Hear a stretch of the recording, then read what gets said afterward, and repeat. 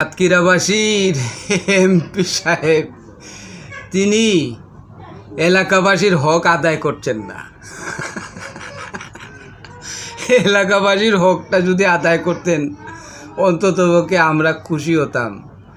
তিনি নতুন সংসার করলেন। এই নতুন সংসার করার পর ওনার তো উচিত ছিল সাতক্ষীরায় অন্ততপক্ষে মিষ্টি বিতরণ করা আর বাবি সাহেবকে নিয়ে কিছু সফর করা।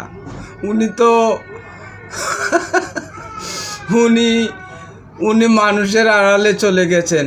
উনি আর এখন লুকালয়ে নেই, কেন নেই জানি না।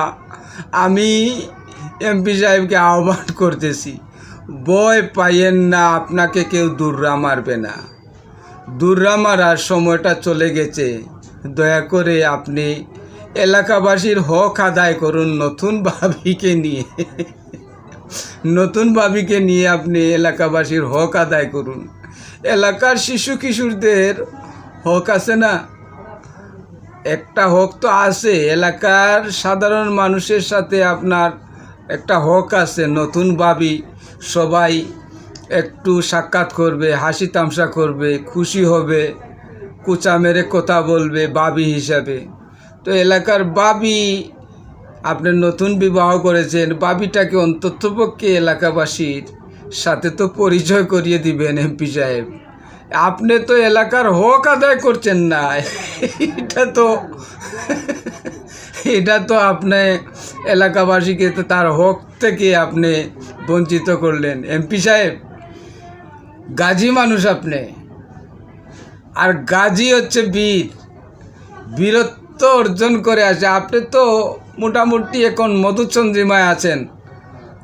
খাটবাট ভাঙছেন কি না তা তো জানি না।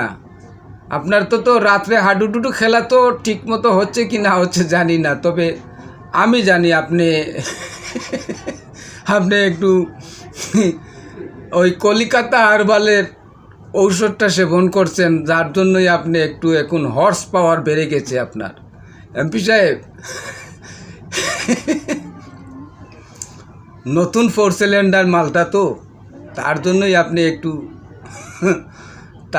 আপনি একটু মধুচন্দ্রিমায় আছেন। আর ইনশাল্লাহ আর সমস্যা নেই, সকল ঝামেলা মুক্ত এমপি সাহেব, টেনশনের কোনো প্রয়োজন নাই।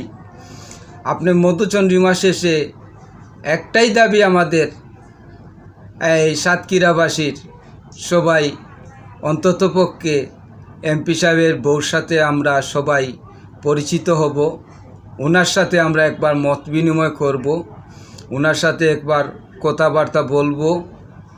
আর এমপি সাহেব তো মিষ্টিমুখ করার নাই, আমাদের ভাবিকে আমরা অন্ততপক্ষে মিষ্টিমুখ করাবো। দয়া করে এমপি সাহেব আপনি আর না করবেন না। আমরা এলাকাবাসী অন্ততপক্ষে আপনাকে দাবি করে ধরেছি, অন্ততপক্ষে নতুন ভাবিকে আমরা মিষ্টিমুখ করাতে চাই। এই দাবি থেকে আপনি অন্ততপক্ষে আমাদেরকে বঞ্চিত করবেন। আমরা আর উন্নয়ন চাই না এমপি সাহেব, আমরা মোটামুটি ভালো উন্নয়ন হয়েছে আপনার।